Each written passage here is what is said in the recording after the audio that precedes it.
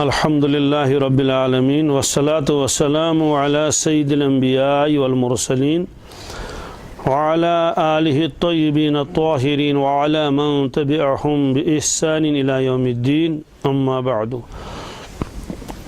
اعوذ باللہ من الشیطان الرجیم بسم اللہ الرحمن الرحیم ومن الناس من يقول آمنا بالله وباليوم الآخر وما هم بمؤمنين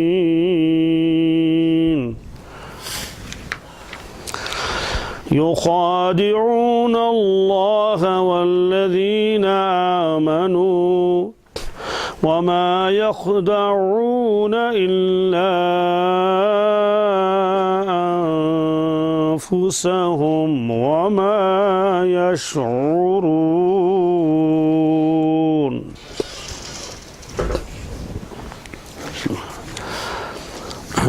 سورہ بقرہ کا یہ دوسرا رکوع شروع ہو رہا ہے. یہاں سے پہلے رکوع میں تو دو طبقوں کا تذکرہ اللہ تبارک تعالیٰ نے فرمایا. ایک تو مومنین، مخلصین، کاملین، ان کا تذکرہ کہ جن کا ظاہر اور باطن سب یکساں، دل میں بھی ایمان اور ظاہری اعتبار سے بھی کیا ہے، ایمان کے تقاضے پورے کرنے والے مخلص، ان کا تذکرہ آیا. ان کی تعریفیں اللہ تبارک تعالیٰ نے خود فرمائی. اس کے بعد ایک اور طبقہ ہے جو اندر سے بھی کافر، باہر سے بھی کافر، اسلام کی گویا کہ کوئی صفت ان کے اندر نہیں. ان کا تذکرہ پھر کیا اللہ تبارک تعالیٰ نے دو آیتوں میں، اور ان کا انجام بھی بتایا. وَلَهُمْ عَذَابٌ عَظِيمٌ. ایمان والوں کا انجام بھی بتا دیا. أُولَٰئِكَ هُمُ الْمُفْلِحُونَ. یہ ایک تیسرا طبقہ ہے. تیسرا طبقہ یہ ظاہر میں تو یہ مسلمان تھے اور باطن میں یہ کافر تھے. سوال یہ ہے کہ ایسا انہوں نے کیوں کیا؟ اگر یہ باطن میں کافر تھے تو ظاہر میں بھی کافر ہوتے. اس کی وجہ یہ ہے، یہ لوگ یہ چاہتے تھے کہ ہم کو دنیائی نفع ملے، مال و متاع ملے. اگر کھلم کھلا کافر رہیں گے تو مسلمانوں کے ساتھ جو پھر تعلق نہیں رہے گا، اور وہاں جو مراعات ملنے والے ہیں، کہیں مال غنیمت مل جائے گا، کہیں صدقہ خیرات مل جائے گا، دوسری چیزیں ملیں گی، وہ تو پھر ملیں گی نہیں. اور پھر تو ان کے ساتھ بھی لڑنا پڑے گا، پھر پریشانیاں اٹھانی پڑیں گی. لہذا یہ لوگ چاہتے تھے کہ مضرتوں سے بھی بچے اور نفع ملے. تو پھر مسلمان ہی کیوں نہ بنے؟ کہتے ہیں اصل میں کفار کے ساتھ بھی ان کا تعلق تھا اور دل سے مسلمان تھے نہیں، اس لیے چاہتے تھے کہ کافروں کے ساتھ بھی اندر سے دوستانہ رہے اور وہ بھی ان سے بھی نفع مل جائے، کچھ ان سے بھی نفع مل جائے. اسی لیے حدیث پاک میں آتا ہے منافق کی مثال اس بکری کی مثال ہے جو کبھی اس ریوڑ میں جاتی ہے کبھی اس ریوڑ میں جاتی ہے. تو یہ منافق کی مثال ایسی دی، اس سے زیادہ مثال تو ہو نہیں سکتی. اس بکری کی مثال دے دی جو اپنے نفع کے لیے کبھی اس ریوڑ میں جاتی ہے کبھی اس ریوڑ میں جاتی ہے. نر کو تلاش کرنے کے لیے یہی حدیث میں الفاظ آئے ہیں. تو بہرحال یہ ایک تیسرا طبقہ تھا. تو چونکہ یہ زیادہ خبیث تھے، خبیث اس لیے تھے کہ ظاہر تو یہ اسلام کرتے تھے، ظاہر تو اسلامی کرتے تھے کہ اسلام، اور باقاعدہ نماز بھی پڑھنے کے لیے آتے تھے، دوسری چیزیں بھی تھیں، لیکن اندر سے خطرناک قسم کے کافر تھے. اس لیے ان سے زیادہ نقصان پہنچا مسلمانوں کو. ان کا تذکرہ اللہ تبارک تعالیٰ نے الگ کیا اور بہت تفصیل کے ساتھ کیا. تو فرماتے ہیں وَمِنَ النَّاسِ مَن يَقُولُ آمَنَّا بِاللَّهِ وَبِالْيَوْمِ الْآخِرِ وَمَا هُمْ بِمُؤْمِنِينَ. لوگوں میں سے کچھ لوگ ایسے بھی ہیں جو کہتے ہیں، کیا کہتے ہیں؟ آمنا باللہ وبالیوم الآخر. زبان سے کہتے ہیں آمنا باللہ، ہم ایمان لائے اللہ پر، یا ہم ایمان رکھتے ہیں اللہ تبارک تعالیٰ پر، وبالیوم الآخر، اور آخرت کے دن پر. یعنی اللہ پر بھی ہمارا ایمان ہے اور آخرت پر بھی ہماری ایمان ہے. وما ہم بمومنین، اللہ تعالیٰ فرماتے حالانکہ وہ بالکل ہی ایمان والے نہیں ہیں، ذرہ بھی ایمان ان کے دل میں نہیں ہے، یہ دھوکہ دیتے ہیں۔ ہاں اب یہاں فرمایا وَمِنَ النَّاسِ، تو من تو آپ کو معلوم ہے، من کی بہت ساری قسمیں ہیں، من تبعیضیہ ہے، یعنی لوگوں میں سے کچھ لوگ۔ یہ ناس کیا لفظ ہے؟ ناس یہ ہے جمع انسان کی، کن کی؟ انسان کی جمع آتی ہے ناس۔ قُلْ أَعُوذُ بِرَبِّ النَّاسِ، بلکہ ناس الہ الناس آتا ہے نا، ناس کے معنی لوگ، یہ جمع ہے انسان کی۔ تو اسی طرح سے اناس بھی آتی ہے، کیا آتی ہے؟ اناس، جی وہ بھی انسان کی جمع ہے۔ اس کو عربی میں کہتے ہیں جمع من غیر لفظی ہی ہے۔ جمع من غیر لفظی کا مطلب یہ ہے کہ ورنہ عام طور سے ایسا بھی ہوتا ہے کہ مفرد میں جو مادہ ہے وہی جمع میں بھی ہوتا ہے، کچھ الفاظ بڑھا دیے جاتے ہیں، کچھ الفاظ گھٹا دیے جاتے ہیں۔ کتابن، ایک کتاب، الف کاٹ دو کتب بن گیا، تو کتب خانہ، کتاب خانہ نہیں، کتب خانہ۔ دیکھیے ایک لفظ کاٹ دیا، جمع کا صیغہ بن گیا۔ رسول، ایک رسول کو کہتے ہیں، واو کاٹ دو رسول، جمع کا صیغہ بن گیا۔ اسی طرح سے کبھی کچھ الفاظ بڑھا دیے جاتے ہیں۔ رجل، ایک لفظ بڑھا دو، رجال، جمع ہو گیا۔ لیکن کچھ ایسے بھی ہوتے ہیں کہ اس میں جو ہے وہ واحد کا وزن برابر بھی نہیں رہتا ہے اور الفاظ دوسرے لائے جاتے ہیں، تو ان میں یہ بھی ہے۔ جیسے امرأتن بنی عورت، اس کی جماعت نساء، کیا؟ تو امرأتن اس کی تو کچھ الفاظ ہیں اور نساء کے کچھ، کبھی کچھ مل جاتے ہیں، تو انہی میں یہ بھی ہے اناس۔ تو یہ اناس بھی قرآن پاک میں ہے، کئی جگہ آیا ہے۔ مثلا یوم ندعو کل اناس بامامہم، یہ سورہ بنی اسرائیل میں ہے۔ اللہ تبارک تعالیٰ فرماتے ہیں قیامت کے دن ہم لوگوں کو بلائیں گے ان کے سرداروں کے ساتھ یا ان کے نام اعمال کے ساتھ، تو وہاں اناس کا لفظ آیا ہے۔ ایسے قرآن پاک میں انس ہے، کیا ہے؟ انس سے بھی مراد انسانی ہے۔ مثلا یا معشر الجن والانس، اے انسان اور جنات کے گروہ، یہ سورہ رحمان میں ہے۔ اسی طرح سے ایک جگہ ہے قد علم کل اناس مشربہم، کہ تمام لوگوں نے اپنے پانی لینے کی جگہ کو پہچان لیا کہ یہاں سے ہم کو پانی لینا ہے۔ بنی اسرائیل کے لیے جب 12 چشمے وہاں اس وادی میں موسیٰ علیہ السلام کے عصا مبارک مارنے سے چٹان سے نکلے تھے، تو انہوں نے بتا دیا کہ بھئی یہ 12 چشمے ہیں، فن فجرت من حسنتا عشرت عینہ، تو ہر قبیلے کو بتایا کہ آپ کی گھاٹ یہ ہے، آپ کی گھاٹ یہ ہے، یعنی آپ یہاں سے پانی لے لیا کریں۔ تو وہاں بھی اللہ تعالیٰ نے فرمایا قد علم کل اناس، تمام لوگوں نے، تو یہ اناس جو ہے وہ جمع ہے اس کی۔ تو انسان کی جمع اناس بھی ہے اور انسان کی جمع ناس بھی ہے۔ ناس بھی اصل اناس ہی تھا، حمزہ کو حذف کر دیا، ناس بن گیا۔ یہ انسان کی جمع ہے۔ تو انسان یہ نکلا ہے اصل انس سے، کس سے؟ انس۔ انسان کو انسان اس لیے کہتے ہیں، یہ انس سے نکلا ہے، اس لیے یہ آتا ہے انس یانسو، ضرب یضرب سے بھی آتا ہے انسن، انس مانے محبت، اور ایسے انس یانسو، انسن، انسن، مانوس ہونا۔ تو انسان کو انسان کہتے ہیں، یہ انس سے نکلتا ہے۔ انس کے معنی آتے ہیں مانوس ہونا، مانوس ہونا، آپس میں تعلق ہونا، لگاؤ ہونا، پیار و محبت ہونا۔ تو انسان کو انسان اس لیے کہتے ہیں، یہ بغیر دوسرے لوگوں کے ساتھ میل جول رکھے بغیر زندگی نہیں گزار سکتا۔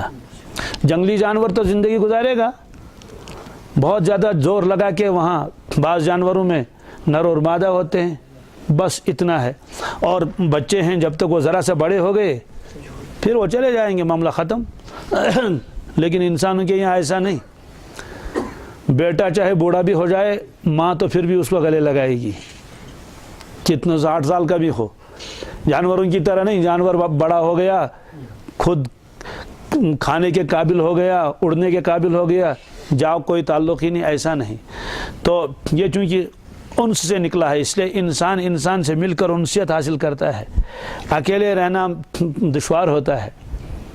حضرت حاجرہ رضی اللہ تعالی عنہ مکہ المکرمہ اکیلی تھی، تو پھر تمنا تھی کوئی اور آ جائے، کیونکہ یہ تو یہاں تو اور کوئی ہے ہی نہیں۔ تو قبیلہ جرہم وہاں سے آیا، انہوں نے کہا کہ ہم یہاں ٹھہرنا چاہتے ہیں. کہا بالکل آپ ٹھہر سکتے ہیں, ہماری تو تمنا یہ ہے, چونکہ وہاں زمزم نکلا تھا. لیکن ایک بات ہے, زمزم پر قبضہ نہیں کرو گے. انہوں نے کہا نہیں, زمزم آپ ہی کی ملکیت میں ہے, البتہ ہم کو اجازت دے دیجئے پانی لینے کی. تو انسان اکیلا کہیں رہے گا تو اکیلا تو رہ نہیں سکتا, بغیر معاشرے کے, بغیر میل جول کے, اور اکیلا زندگی گزار بھی نہیں سکتا. کیسے گزارے گا؟ لوگوں کے ساتھ اٹھنا بیٹھتا ہے, خرید و فروخت کرنی ہے, میل جول رکھنا ہے, یہ سب چیزیں ہیں. اس لیے انسان کو انسان اسی لیے کہا. معلوم یہ ہو کہ انسان کو انسان کے ساتھ محبت ہونی چاہیے.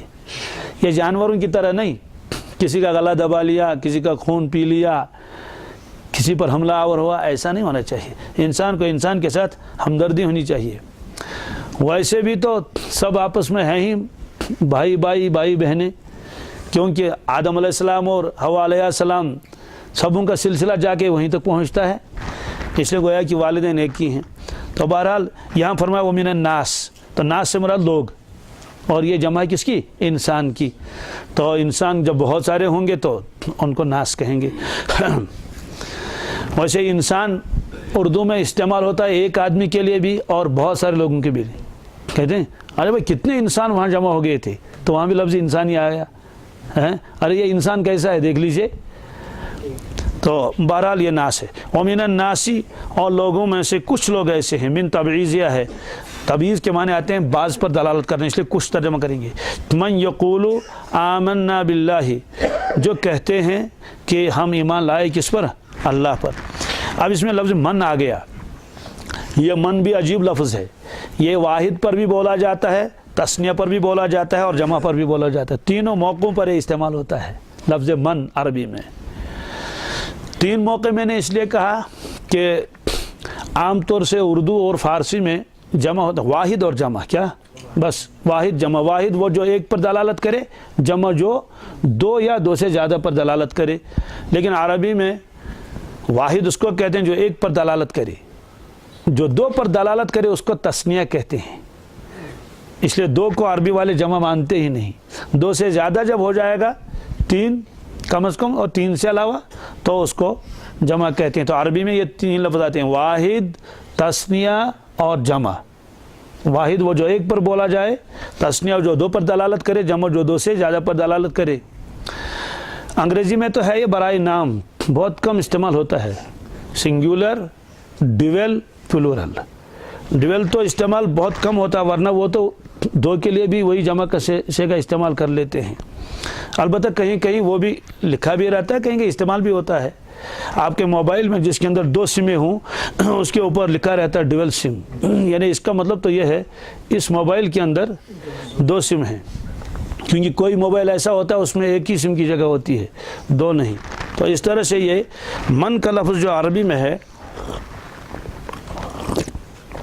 یہ واحد پر بھی بولا جاتا ہے. مثلا من ہاذا, یہ لڑکا کون ہے. اب دیکھیں ایک کے لیے بھی جمع من ہو گیا. اور اگر دو ہوں تو کہیں گے من ہاذان, یہ دو لوگ شخص کون ہیں, تو وہاں بھی من ہی استعمال ہوا. اور اگر بہت سارے ہو, من ہاولائی, یہ لوگ کون ہیں, تو من جو استعمال ہوتا ہے واحد کے لیے بھی اور تثنیہ کے لیے بھی اور جمع کے لیے. اب ترجمہ کون سا نکالیں گے بھائی؟ موقع محل جیسا ہو, جملہ جیسا ہو, ویسے دلالت کر لے گا. یہ لفظوں کے اعتبار سے تو واحد ہی لگ رہا ہے, لیکن معنوی اعتبار سے یہ جمع ہے. اس کو کہتے ہیں لفظاً یہ مفرد ہے اور معنن یہ جمع ہے. تثنیہ کے لیے بھی استعمال ہوتا ہے. اس لیے یہاں فرمایا من یقول, اس لیے یقول آگے واحد کا صیغہ آیا. بظاہر تو ترجمہ ہے لوگوں میں سے بعض ایسے بھی ہیں یا کوئی ایسا بھی ہے جو کہتا ہے, یہ بھی ترجمہ کریں گے. لیکن چونکہ آگے آیا وما ہم بمؤمنین, جمع کا صیغہ آگے لگائی, اس لیے دلالت کرتا ہے یہ بہت سارے لوگوں پر.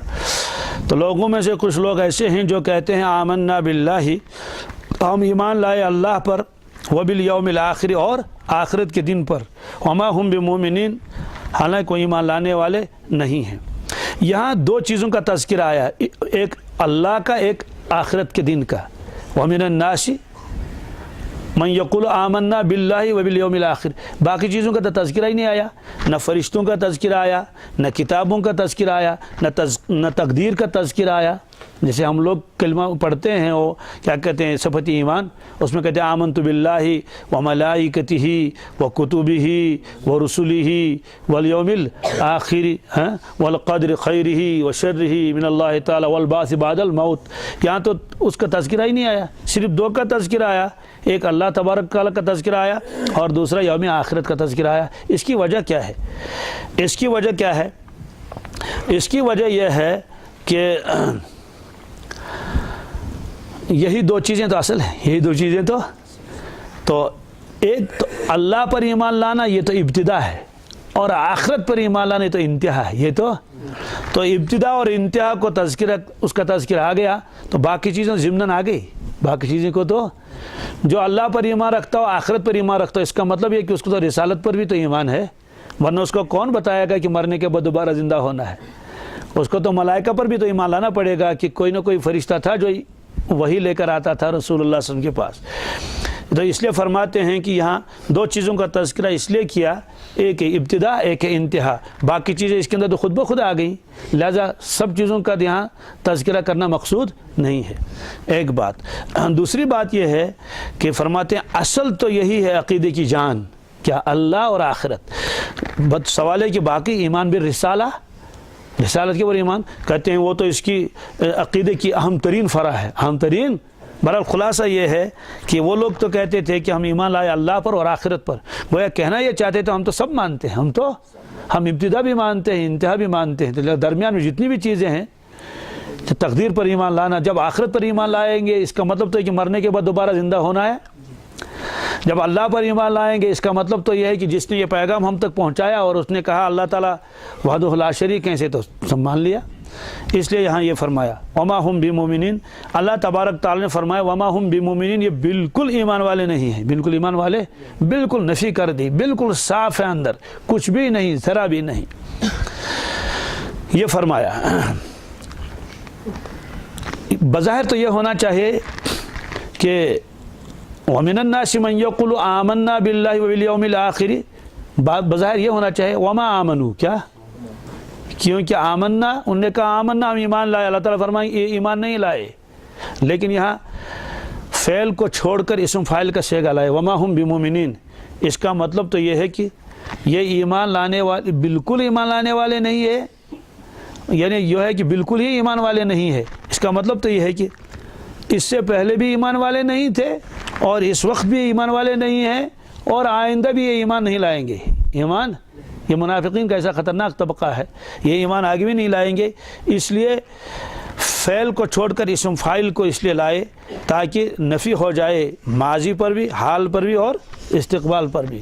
ہر زمانے کے متعلق یہ نفی آ گئی. یہ فرمایا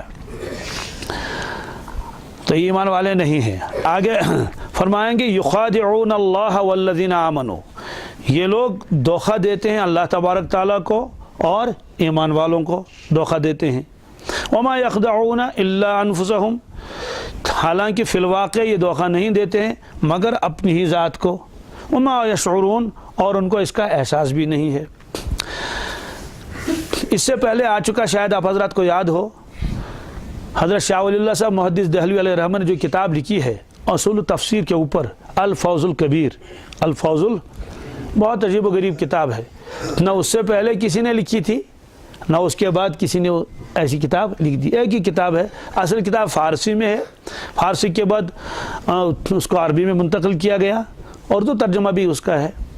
پہلے اصل فارسی ہے، فارسی کے بعد اس کو عربی میں منتقل کیا. دارالعلوم دیوبند کے ایک استاد ہیں حضرت مفتی سعید احمد پالنپوری، انہوں نے بھی اس کو عربی میں منتقل کر لیا. تو شروع میں وہ آیا تھا جب ابتدا میں تفسیر کے متعلق بہت ساری باتیں آئی تھی کہ قرآن پاک جو یہ ہے اس میں 5 علوم کا بیان ہے اس کتاب میں، اور وہ بتایا انہوں نے تفصیل کے ساتھ کہ قرآن پاک میں یہی 5 علوم ہیں. قرآن پاک میں یہی 5. اس میں ایک ہے علم الاحکام، اس میں احکامات کے ساتھ بحث ہوتی ہے، حلال و حرام وغیرہ، اور اس کی تفصیل تو آ گئی. ایک علم اس میں ہے، اس کا علم الجدل. کیا؟ علم الجدل کے معنی ہیں محاجہ کرنا، بحث و مباحثہ کرنا اور باطل فرقوں کو جواب دینا، ان کے دلائل کو توڑنا.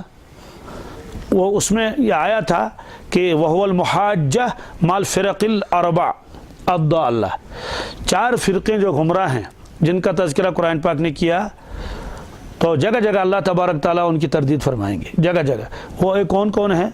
मिनल यहूद वल नसारा वल मुशरिकीन वल मुनाफिकीन, ये चार तबके हैं जिनके साथ कुरान पाक जगह जगह बहस करता है और उनकी तरदीद कर लेता है। चार फ़िरक़ों के साथ, एक यहूद, एक नसारा, दो हो गए, एक मुशरिकीन तीन, एक मुनाफिकीन चार, ये चार तबके हैं।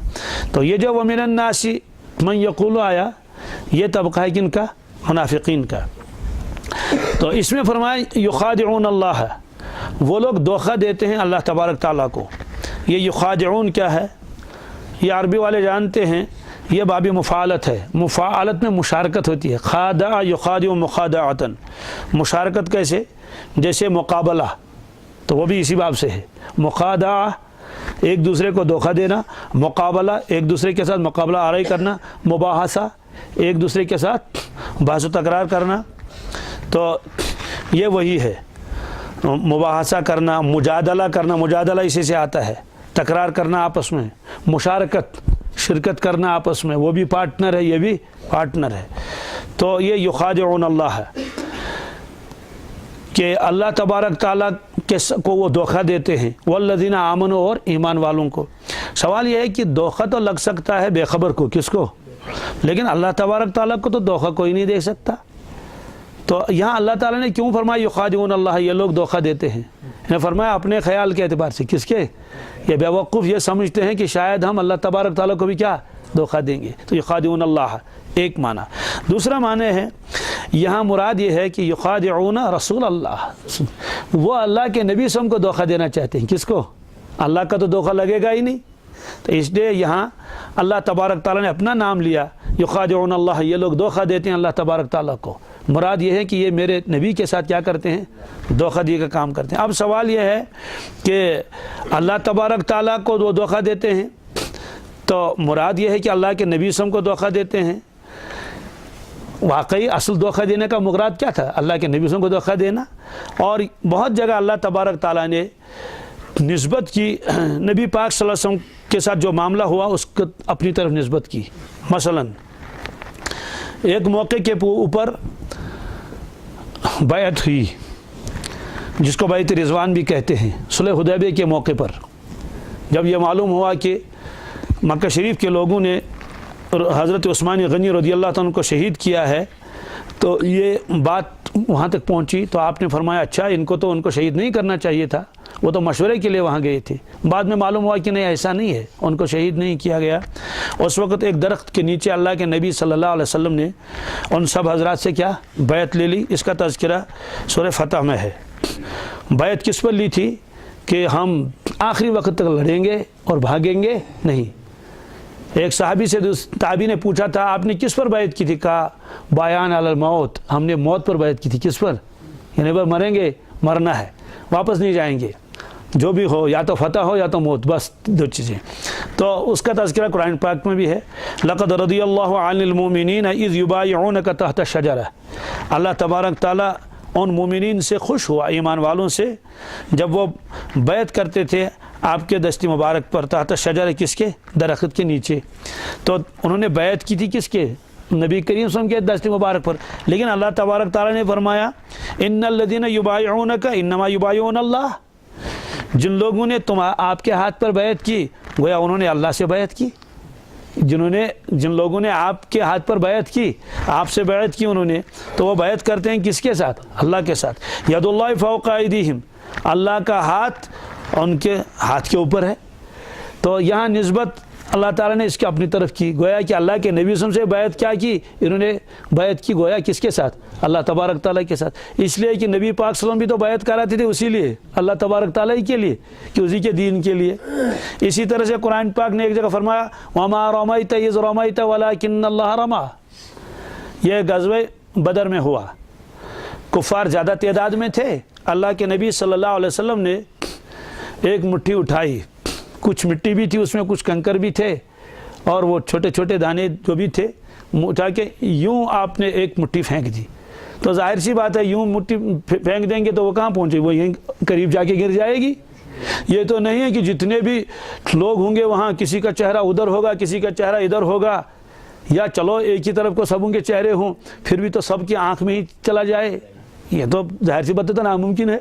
یہ تو معجزہ تھا اللہ کے نبی صلی اللہ علیہ وسلم کا، آپ نے ایک مٹھی اٹھائی اور یوں پھینکا، فرمایا شاہت الوجوہ، ان کے چہرے جو ہیں وہ برباد ہو جائیں، ایسے فرمائے۔ تو یہ پھینکا تو وہ مٹی کا دانہ ہر کافر کی آنکھ میں چلا گیا، اب وہ آنکھ کو یوں یوں کرنے لگا، دونوں آنکھوں کو یوں یوں کرنے لگا، تو جب وہ آنکھیں ملنے لگے تو ظاہر سی بات ہے جو آدمی آنکھیں ملے وہ سامنے کی کیا نظر آئے گا اس کو، تو بس اسی موقع پر صحابہ کرام نے 1 2 3 کر کے اور بسم اللہ کر کے اور اللہ اکبر کر کے ایک دم ان پر ٹوٹ پڑے اور تہے تیگ کر کے ان کو رکھ دیا۔ تو اللہ تعالیٰ یہی فرماتے ہیں وَمَا رَمَيْتَ إِذْ رَمَيْتَ وَلَكِنَّ اللَّهَ رَمَى، وَمَا رَمَيْتَ إِذْ رَمَيْتَ، آپ نے وہ مٹھی بھر کے وہ کنکر نہیں پھینکے، وہ مٹی نہیں پھینکی، اِذْ رَمَيْتَ جب آپ نے وَلَكِنَّ اللَّهَ رَمَى، بلکہ اللہ تعالیٰ نے وہ پھینکا تھا۔ مطلب تو یہ ہے کہ یہ تو اللہ تعالیٰ کی قدرت تھی کہ ہر شخص کی آنکھ میں اس کو پہنچا دیا، ورنہ کسی کے بس میں تو یہ ہے نہیں۔ تو بہرحال یہاں فرمایا کہ یخادعون اللہ، یہ دھوکہ دیتے ہیں کس کو؟ اللہ تبارک تعالیٰ کو دھوکہ۔ مراد یہ ہے کہ یہ تو اللہ کے نبی صلی اللہ علیہ وسلم کو دھوکہ دینا چاہتے ہیں، کیوں؟ اس لیے کہ یہ تو ان کو نبی ماننے کے لیے تیار ہی نہیں، اس وجہ سے یہ کہتے ہیں کہ بھائی جیسے عام انسان ہے ویسے یہ بھی ہیں، ہم دھوکہ دیتے رہیں گے۔ لیکن بیوقوفوں کو یہ معلوم نہیں تھا کہ اللہ تبارک تعالیٰ تو وحی کے ذریعے سے تو سارا معاملہ صاف کر دیں گے تم لوگوں کا، وہ تو بتا دیں گے، اور پھر نور باطن تو مستقل ہے، آپ پہچان لیں گے کہ ہاں یہ شخص ہیں۔ تو بعد میں ایسا ہی ہوا کہ اللہ تبارک تعالیٰ نے کہ ان کے نام بھی بتا دیے کہ فلاں فلاں فلاں فلاں شخص، اور تعداد ان کی بہت بڑی تھی۔ ایک روایت میں آتا ہے حضرت عبداللہ بن عباس فرماتے ہیں کہ ایک مرتبہ 36 افراد کے بارے میں آپ نے تذکرہ کیا، لیکن آپ کی عادت نہیں تھی کہ مجمع بھر میں ان کو کیا کر لیں، رسوا کر لیں، آپ بہت پردہ ڈالتے تھے ان کے اوپر۔ تو یہ 36 آدمی کو 36 آدمی تو ایک مجلس میں، اس سے زیادہ بھی کم بھی تھے، اس لیے فرمایا یخادعون اللہ، یہ لوگ دھوکہ دیتے ہیں کس کو؟ اللہ تبارک تعالیٰ کو، والذین آمنوا، اور کس کو دیتے ہیں دھوکہ؟ ایمان والوں کو۔ یعنی ایسی چالیں چلتے ہیں اور چاہتے ہیں کہ دھوکہ لگ جائے، مسلمانوں کو دھوکہ لگے، اللہ کے نبی صلی اللہ علیہ وسلم کو دھوکہ لگے۔